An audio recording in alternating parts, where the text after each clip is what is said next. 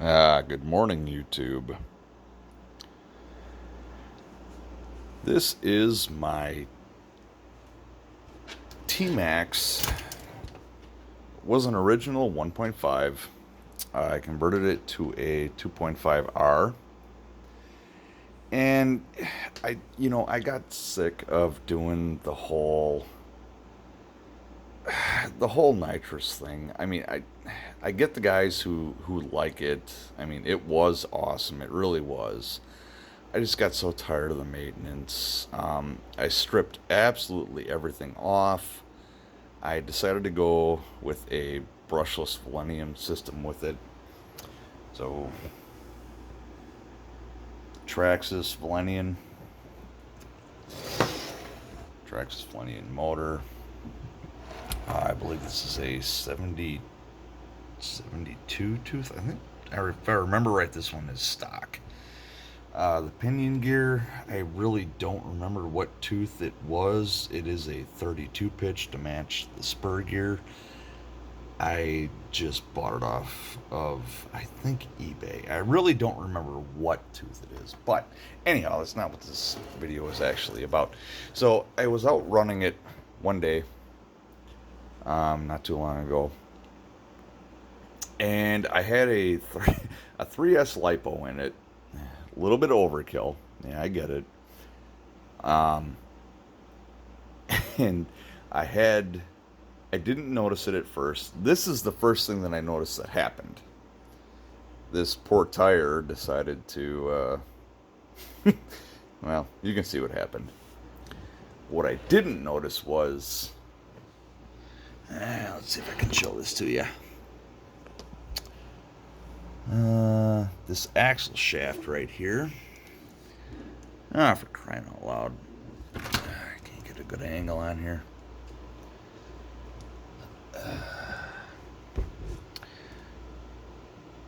Maybe you guys can see it underneath the shock tower here. The axle shaft itself, there we go, snapped off. Way too much torque for these little bastards. That's not the only one that did it. This front one that's missing is actually over here. Little too much torque. Snapped her right off. So all of the power was driven to that wheel. And this wheel, it just so happens that this one let go before the rear one did. So, pull this portion out. I don't know if you guys can see this or not. The torque was so great that it actually twisted this portion of the plastic. This is your basic plastic parts, but holy crap. How much it actually twisted it was amazing. And that much torque. It is an electric motor. Electric motors have a lot of torque to begin with.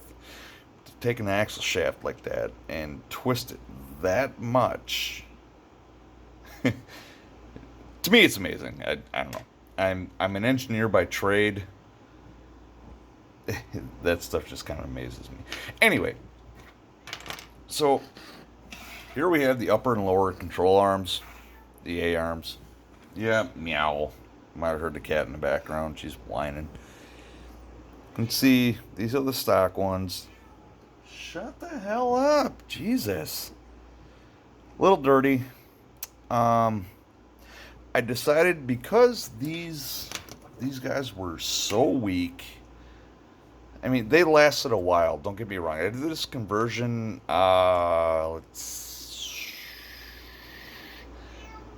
Maybe a couple of years ago. And I've never really beat on this thing that much to where I thought maybe it would break. I don't do that with my vehicles.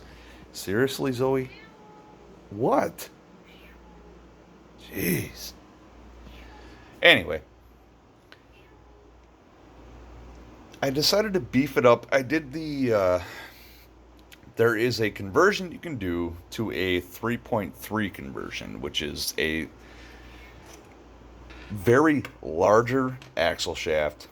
There are RPM upgrades you can purchase to replace these. A lot thicker. It'll this portion right here. You can't buy the 3.3 axles and have it clear that area. So you got to buy new ones, unfortunately. But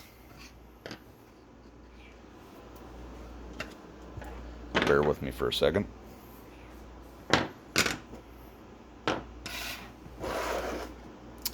Here they are. In comparison,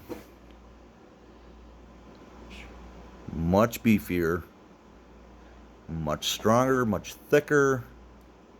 It's a very, very hard Delrin. RPM backs up everything that they sell. If you break a part, send it in, they will replace it. Yeah, really cheap plug RPM, but a plug nonetheless. So here is the lower portion. You can see size comparison. Shove them out of the way. Here is the stock upper. The shocks going between here. Here's the RPM upgrade. Much thicker. A lot more rigidity. You just see the difference in between those two. It's like night and day. So, decided to upgrade all of that. Back to the axle shafts. So these poor little things, and its twisty little counterpart here. I purchased these off of eBay. Notice the difference? Big difference. Much larger diameter. I didn't pull out my mic and compare them. They're visually different. You can obviously tell that they are different.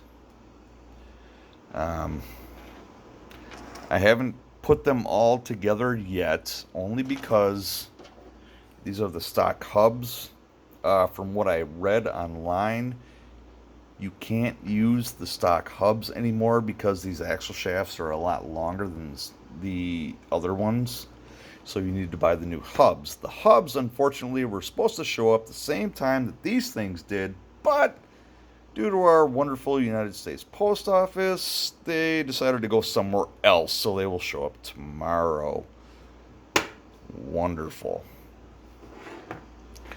So, the only other thing that I had read that I'm not sure that I will need to replace, some people did, some people didn't. I'm thinking I'm probably going to have to, just because of the span, are the drag links. These are, if I remember correctly, YouTube's going to yell at me if you guys leave a comment. I believe they are 120 millimeter. Correct me if I'm wrong, folks. And I do believe the upgraded ones that are running on the machines that had the 3.3 are between 120 and 125. I'm not sure if these will work. It's 5 millimeters a piece from the eyelets. I mean, that's 2.5 millimeters. That's nothing. If I can twist these out and have them match up, we'll see if they work. If they don't, maybe I'll buy some beefier ones. I mean, these are, they're a little bent. You can see. It's not so bad. So, there we are so far. I got the RPM parts. I was absolutely amazed from what they were from the stock. I figured I'd show you guys. I'll have to find out where I got these from. I mean, these are just, compared to this is just ridiculous, the size difference. You know what, just for fun, let's find out what they are actually. I got a caliper right here. I don't have a micrometer. at the ready. But I do have a caliper, and unfortunately, I might have to set you guys down in order to get it out, because I can't do this with one frickin' hand. Maybe I can.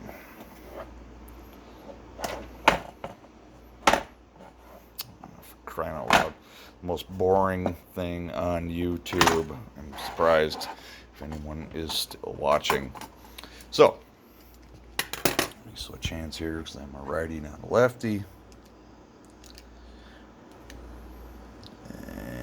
Okay, so we're come on, we're zeroed out on millimeters.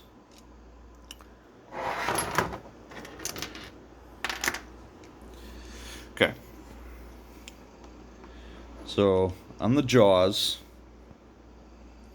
we're at 11.8, roughly 12 millimeters. Okay, this guy, 17. It's a 5 millimeter difference, which might not seem like a lot, but when you're in, I don't know how to explain this. How do I dumb this down? Not saying anyone is dumb. In the world of engineering,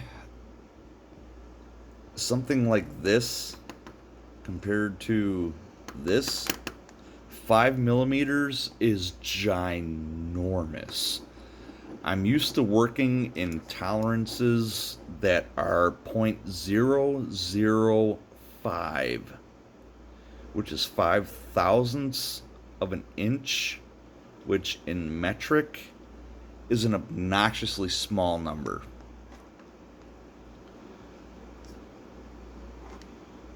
Go again.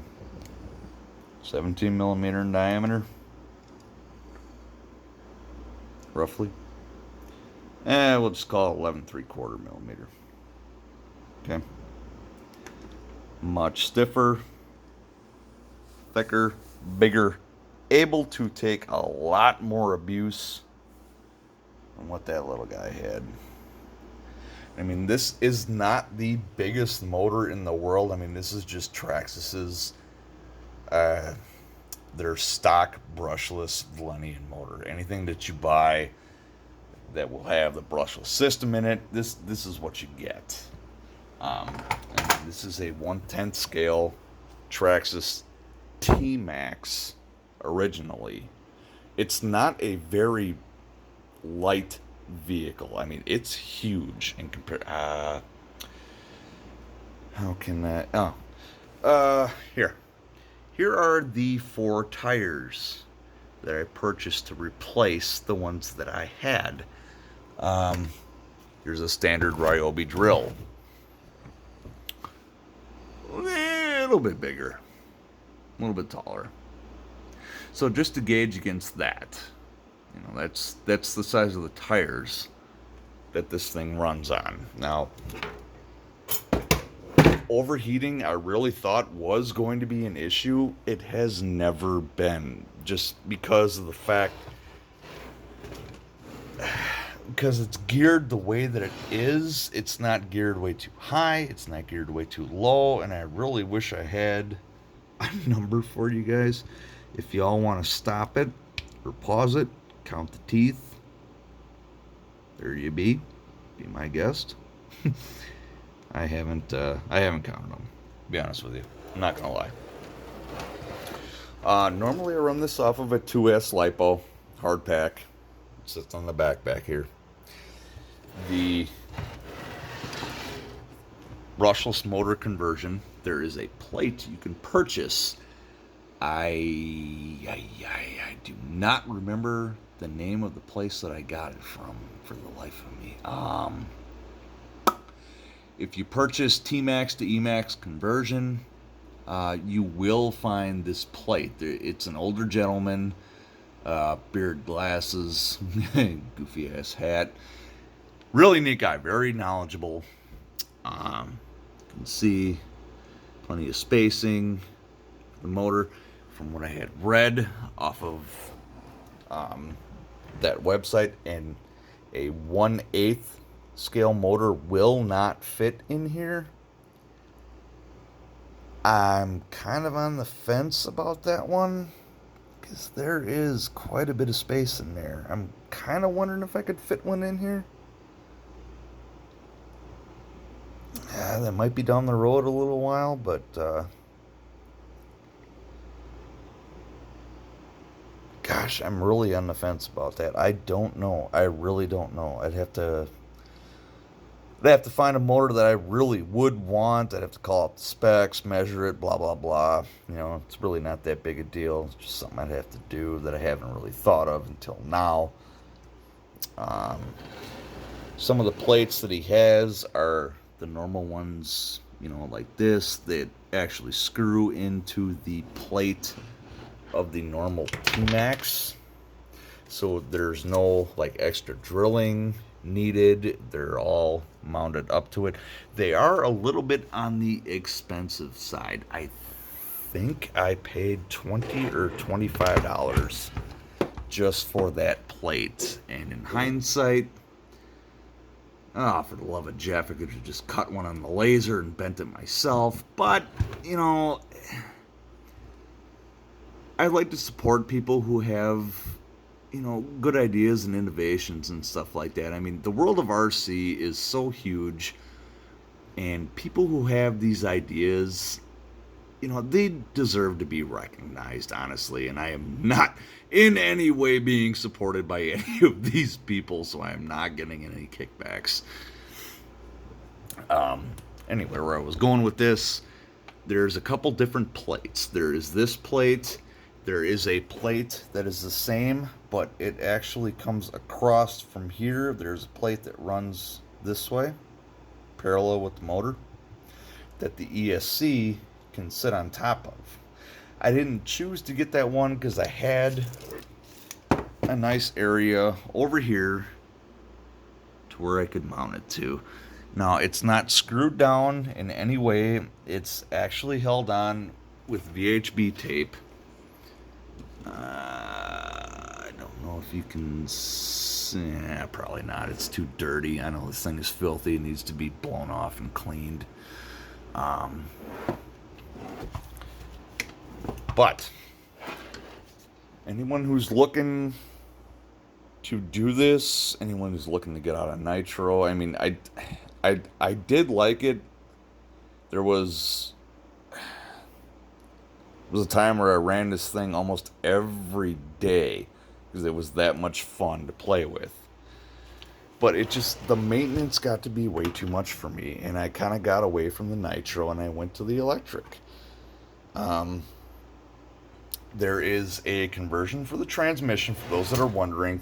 It can go from a 2-speed transmission to a single-speed transmission with reverse. You just have to find the parts for it, and honestly, I would put them in the link if I knew what they were, but off the top of my head, I really don't remember. So, RPM parts. Again, shameless plug. I love their parts. I have a lot of their parts on a lot of my vehicles, and honestly, here's an RPM bumper that is awaiting my next project that I'm building right now. I stand behind their products. I really do. Anyone that's looking to upgrade anything, buy RPM. Again, I'm not getting paid to say this.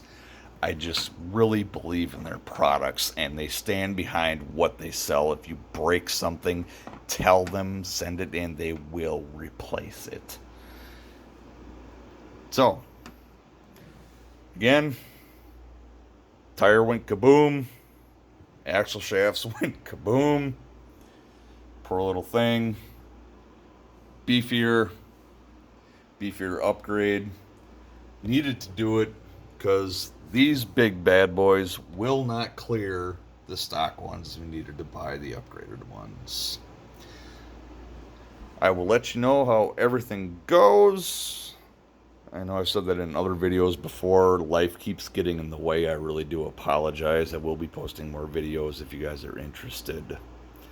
So, here's the T-Maxx to E-Maxx conversion. It's a fun toy. Anyone that's looking to get out of the nitro hobby and go to electric, I can't complain about this thing. It is so much fun. That's it for me, folks. All right. Get out and have fun with RC. Thanks.